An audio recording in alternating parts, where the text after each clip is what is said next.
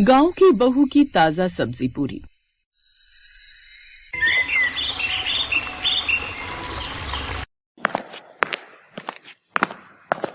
वाह वाह, ये उर्मिला के घर से खाने की कितनी अच्छी खुशबू आती है। इसकी बहू तो लाजवाब खाना बनाती होगी। मैं तो खुद को रोक ही नहीं पाती इसकी खुशबू सूंघने से। वाह वाह वाह वाह, क्या नसीब है इस उर्मिला के भी। क्या लाजवाब खाना खाने को मिलता होगा इसको। मैंने भी अपने विराट को कितना कहा था कि गांव की लड़की से ब्याह कर ले, कम से कम खाना तो अच्छा खाने को मिलता, लेकिन नहीं, ले आया शहरी बहू। अब जैसी मर्जी कच्चा पक्का पकाकर बैग उठाकर चल पड़ती है ऑफिस। अरे तो क्या हो गया माया जी, अब हर लड़की अलग अलग होती है ना, और बड़े बेटे की दुल्हन गांव से नहीं आ पाई तो कोई बात नहीं, शहरी बहू ले आना। हाँ, ये तो आप ठीक कह रहे हो जी। मैं उर्मिला से ही बात करती हूँ, क्या पता उसी की नजर में कोई अच्छी लड़की हो। हाँ, लेकिन पहले तुम इस बारे में बाकी सब परिवार वालों की मर्जी भी तो जान लो। ठीक है, शाम को जब सब ऑफिस से घर आ जाएंगे तो मैं सबसे इस बारे में बात करूंगी। फिर शाम को उसके दोनों बेटे और बड़ी बहू ऑफिस से घर आते हैं। देखो, तुम सब तो अपने अपने काम पर निकल जाते हो, और तुम्हारे पापा भी प्रॉपर्टी डीलर के काम के लिए यहाँ वहाँ रहते हैं, और बची मैं सारा दिन घर में बोर हो जाती हूँ, और बड़ी बहू ठहरी नौकरी वाली। तो अब मेरे लिए छोटी बहू ले आओ जो गाँव की हो, अच्छा खाना भी बनाना जानती हो, और बढ़िया से बढ़िया पकवान भी मुझे बनाकर खिला सके। माँ, शादी अंकुर को करनी है तो मुझसे पूछ लो, अगर उसे कोई एतराज नहीं है तो फिर मुझे भी नहीं है। तो बता अंकुर बेटा, तेरी क्या मर्जी है। माँ, जो आपको सही लगे। ये हुई ना बात, फिर मैं जल्द से जल्द तेरे लिए गांव की कोई लड़की ढूंढती हूँ। अच्छा बड़ी बहू, आज सब्जी वाला भी नहीं आया था, इसलिए मैं सब्जी भी नहीं ले पाई। कोई बात नहीं मम्मी जी, मैं अभी विराट के साथ मॉल जाकर सब्जियां ले आती हूँ। अब माहिरा विराट के साथ जाकर मॉल से महंगी सब्जियां ले आती है। फिर अगले दिन छुट्टी थी तो माहिरा ही सब्जी बनाती है, लेकिन जब वो सब्जी बना देती है तो उसकी सास आकर उससे कहती है, सब्जियां तो बन गई लेकिन फिर भी उनमें वो खुशबू नहीं आ रही है जो उर्मिला की बहू की सब्जियों में आती है। ना जाने कौन से मसाले डालती है वो। फिर शाम को उर्मिला उनके घर आती है। एक गांव की लड़की तो है मेरी नजर में, गांव से मेरे भाई का फोन आया था, उसी के गांव की है कोई लड़की, तू कहे तो मैं उससे बात करूं। अरे हाँ हाँ, नेकी और पूछ पूछ, तू तो आज ही बात आगे बढ़ा। बस फिर क्या था, उर्मिला ने बात आगे बढ़ाई और कुछ समय बाद राखी नाम की लड़की से प्राग की शादी हो गई। फिर शादी के अगले दिन, राखी ये रही मिक्सी, इसमें मसाला पीस लेना, और ये रही सब्जी से बना लेना। ये क्या है दीदी, पैकेट वाली सब्जी? हाँ, ये मैं सुपर मॉल से लाई हूँ। कमाल है, हमारे गांव में तो सब्जी खेत से मिलती थी और शहर में सब्जियां भी मॉल से मिलती हैं। अरे ये मैं मॉल से लेकर आई हूँ और मैं ही जानती हूँ कि कितनी महंगी है, चलो अब जल्दी से सब्जी बना दो। ऐसा कहकर माहिरा रसोई से बाहर चली जाती है। फिर राखी मिक्सी की जगह सिलबट्टे का इस्तेमाल करती है और उसमें सभी मसाले बनाकर खाना बनाती है, जिससे उनकी रसोई में भी मसालों की अच्छी खुशबू फैल जाती है। कुछ देर बाद वो सबको खाना परोसती है।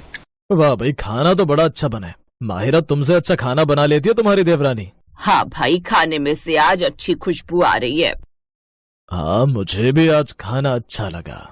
सभी राखी के बनाए हुए खाने की तारीफ करते हैं, लेकिन राखी को तो उस खाने में कोई स्वाद ही नहीं आता। सबको ये खाना अच्छा लग रहा है, लेकिन इसमें तो कोई स्वाद ही नहीं। ये शहर के मॉल की सब्जी भी एकदम बेकार ही बनी है, मुझे इसमें तो कोई स्वाद नहीं आता। ये सब उस मॉल की बासी और पैक्ड सब्जी की वजह से हुआ है। जैसे तैसे मन मारकर वो खाना खाती है। ऐसे कुछ दिन बीतते हैं। अब राखी घर पर अपनी सास के साथ ही रहती। राखी ने अब घर की सारी जिम्मेदारी संभाल ली थी। एक रोज जब राखी छत पर से कपड़े सुखाने जाती है, तब उर्मिला की बड़ी बहू रूपा उसे देखती है। रूपा दीदी कैसी हो, पड़ोस में रहती हो फिर भी काफी दिनों बाद दिखी हो।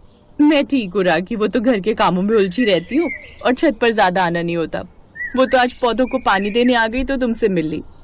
वैसे आपके यहाँ से खाने की बड़ी अच्छी खुशबू आ रही है, आखिर ऐसा क्या बन रहा है? धनिया पुदीने की चटनी, सरसों की रोटी और मक्के का साग बनाए, तुम कहो तो थोड़ा तुम्हारे लिए भी भिजवा दूं। अरे वाह दीदी, जरूर, ये तो मेरा फेवरेट है। ठीक है, मैं अभी भिजवाती हूँ। कुछ देर बाद रूपा उनके घर खाना भिजवाती है। वो खाना खाकर राखी को अपने गांव की याद आ जाती है। वाह कितनी अच्छी खुशबू आ रही है, ऐसा लग ही नहीं रहा कि मैं शहर की सब्जी खा रही हूँ। ऐसे कुछ दिन बीत जाते हैं। एक रोज राखी को रूपा मार्केट में मिलती है। रूपा दीदी, आपने जो उस दिन चटनी और सब्जी भिजवाई थी उसे खाकर ना दिल खुश हो गया था, लेकिन एक बात बताओ, मैं भी चटनी बनाती हूँ लेकिन उसमें ऐसा स्वाद नहीं है और स्वाद अच्छा है इसीलिए तो मैं इलेक्ट्रॉनिक मिक्सी का भी इस्तेमाल नहीं करती, बल्कि सिलबट्टे पर मसाला बनाती हूँ। अरे, सिलबट्टे और मिक्सी की चटनी के साथ साथ ना ताजा सब्जियों का भी फर्क होता है। अगर सब्जियां ताजा होंगी तो खाना अपने आप अच्छा बनेगा। सही कह रही हो दीदी, याद है अपने गांव की ताजा सब्जियों में तो बस मसाले और नमक ही डाल दो तो भी क्या बढ़िया खुशबू आती थी उसमें से। लेकिन ये ताजी सब्जियां मिलती कहाँ हैं? तभी अचानक मौसम खराब हो जाता है। अरे बाप रे, मौसम खराब हो गया, कभी भी बारिश हो सकती है, चलो जल्दी घर चलो। रुम्पा राखी दोनों जल्दी से घर चली जाती है। फिर एक रोज संडे वाला दिन था। राखी चलो आज हम मॉल चलते हैं, तुम शहर में आई हो तब से मॉल नहीं गई हो, इसी बहाने घूम भी आओगी। ठीक है दीदी, मैं अभी तैयार होकर आती हूँ।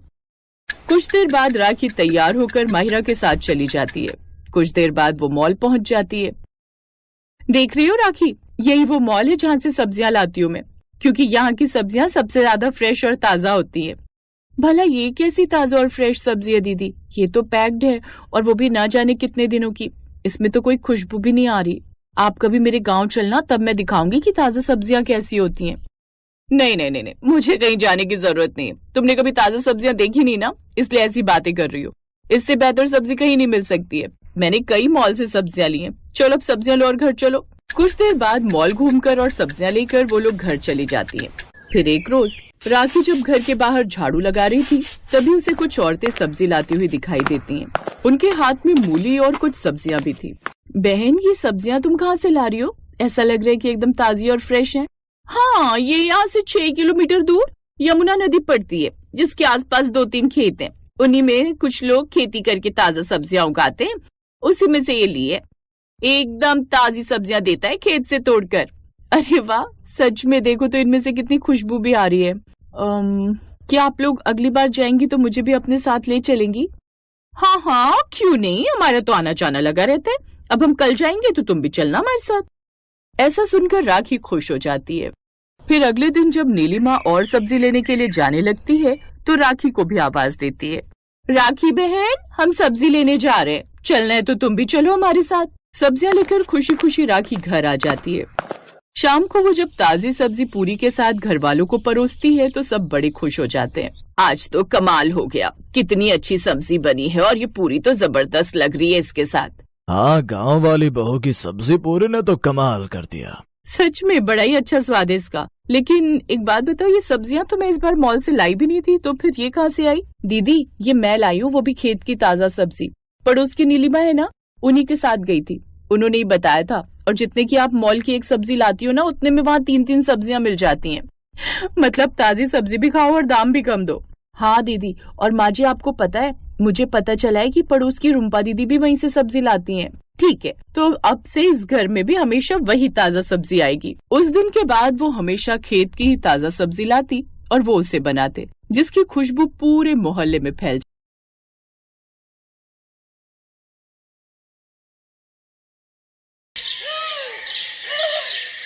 रोशनी एक गरीब परिवार से थी, जिसके पिता मेहनत मजदूरी करके घर चलाते थे। उसके परिवार में उसकी माँ और उसके बाबा थे। रोशनी गांव के ही सरकारी स्कूल में तीसरी में पढ़ती थी। एक रोज जब वो अपने स्कूल में लंच करने बैठी हुई थी तो उसने अपना टिफिन खोला, जिसमें 2 सूखी रोटी रखी हुई थी, साथ में थोड़ा सा नमक रखा हुआ था। ना तो उसके साथ अचार था और ना ही कोई सब्जी। ये देख रोशनी उदास हो गई। क्या यार, आज फिर सूखी रोटी।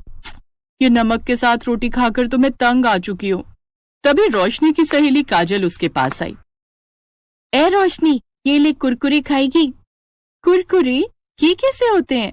अरे खाकर देख, ऐसी मस्त चीज नहीं खाई होगी तूने, कमाल के होते हैं, ले खाकर देख, मेरे बाबा ने सुबह स्कूल आते वक्त दुकान से दिलवाए थे। काजल उसे थोड़े से कुरकुरे खाने को देती है, जिसे खाते ही रोशनी खुश हो जाती है। लेकिन वो थोड़े से ही कुरकुरे थे और उसे भूख जोरों की लगी थी, इसलिए उसने अपनी रोटी निकाली और उसके अंदर कुरकुरे भरकर उसका रोल बनाकर खाने लगी। रोशनी जैसे ही वो कुरकुरे रोटी के साथ खाती है तो उसका स्वाद उसे बड़ा ही स्वादिष्ट लगता है। वाह यार, ये तो बड़े ही कमाल की चीज है। सुन ना काजल, थोड़ी सी और दे देना। हाँ हाँ, ये ले। रोशनी ने दूसरी रोटी भी कुरकुरे के साथ खा ली। दरअसल रोशनी का परिवार गरीब था और सब्जियों के दाम आसमान छू रहे थे और उनकी इतनी कमाई नहीं थी कि वो इतनी महंगी सब्जियां बनाकर खा सके। कुछ दिन बाद फिर काजल स्कूल में कुरकुरे लेकर आई। तो इस बार एक पैकेट वो रोशनी के लिए भी ले आई। उस रोज रोशनी के दिमाग में ना जाने क्या आया। उसने थोड़े से कुरकुरे खाए और बाकी घर ले आई। फिर शाम को जब उसकी माँ आटा गूंथ रही थी तो उसने जानबूझकर वो कुरकुरे उस आटे में डाल दिए। ये तूने क्या किया? एक तो पहले ही घर में राशन इतना कम है, ऊपर से तुमने ये आटे में क्या मिला दिया? माँ, ये कुरकुरे है और इसको ना आटे में गूंथ कर सेक दो। दिमाग खराब है इस लड़की का। लेकिन अब इसके अलावा और चारा भी क्या है? नहीं तो ये आटा फेंकना पड़ जाएगा। रोशनी की माँ हेमलता आटे में कुरकुरे चूर कर गूंथ देती है, जिसके बाद तवे पर कुरकुरे से भरी हुई रोटियां बनकर तैयार हो जाती हैं। रोशनी को वो कुरकुरी रोटियां बड़ी पसंद आती हैं, साथ ही उसके घर वालों को भी। ऐसे ही समय बीतता है और अब रोशनी 20 साल की हो जाती है। उसके घर वाले उसके लिए रिश्ता देखना शुरू कर देते हैं। फिर एक रोज पड़ोस के गांव के प्राग नाम के लड़के से उसकी शादी हो जाती है। प्राग एक फैक्ट्री में गार्ड की नौकरी करता था। शादी के अगले दिन, बहू, तू अपने कमरे में क्या कर रही है? चल आकर अपनी पहली रसोई की रस्म पूरी कर और जो भी तुझे बनाना आता है बना लेना।